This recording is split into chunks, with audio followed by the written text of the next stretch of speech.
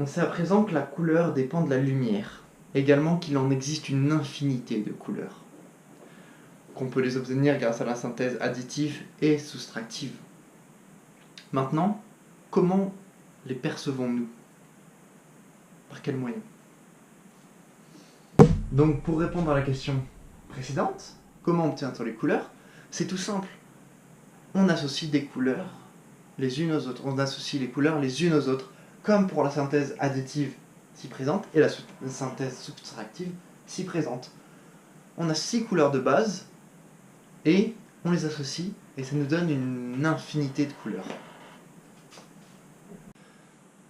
Pour cela, Newton a également inventé le cercle chromatique qui permet d'ordonner les couleurs de façon plus précise et plus ordonnée.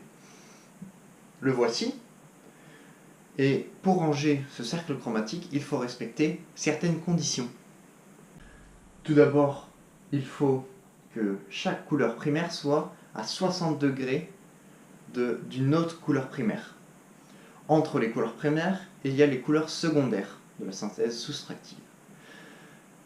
Ensuite, il faut que chaque couleur est diamétralement opposée, soit diamétralement opposée à sa couleur complémentaire. La couleur complémentaire est la couleur qui n'est pas dans une couleur. Par exemple, pour le jaune, sa couleur complémentaire sera le bleu, car dans le jaune il y a le vert et le rouge, et le bleu n'y est pas. Donc la couleur complémentaire du jaune est le bleu. Il y a plusieurs façons pour l'objet d'interagir avec la lumière. En premier, l'absorption, c'est-à-dire que l'objet va absorber la couleur et la diffuser tout autour d'elle. Il y a plusieurs façons pour un objet d'interagir avec la lumière. En tout premier, on a l'absorption, qui consiste dans le fait que l'objet absorbe une partie de la lumière incidente. Il y a également la diffusion, c'est-à-dire que l'objet va renvoyer dans toutes les directions la lumière.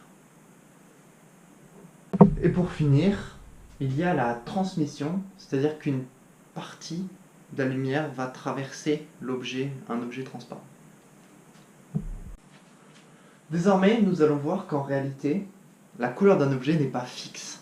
Cela dépend principalement de la lumière incidente. Prenons un exemple pour exposer notre idée. Si l'on prend une feuille d'arbre, nous voyons que c'est vert. À la lumière du soleil, la feuille d'arbre va être verte. Pourquoi?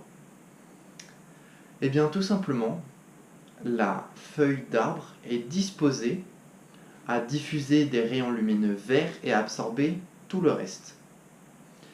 Maintenant, si nous exposions cette feuille d'arbre verte à une lumière jaune, de quelle couleur la verrons-nous? Eh bien verte, toujours. Car dans le jaune, il y a du vert, mais également du rouge. Donc, elle va diffuser les ondes lumineuses vertes et absorber le rouge. Maintenant, essayons avec le magenta. Eh bien, tout simplement, nous verrons que cette pomme sera noire, car elle va absorber le rouge et le bleu que compose le magenta, et ensuite, elle n'aura rien d'autre à diffuser, pas de vert. Et évidemment, si l'on expose cette pomme à aucune lumière, elle sera forcément noire. C'est une évidence, mais je tiens à le préciser.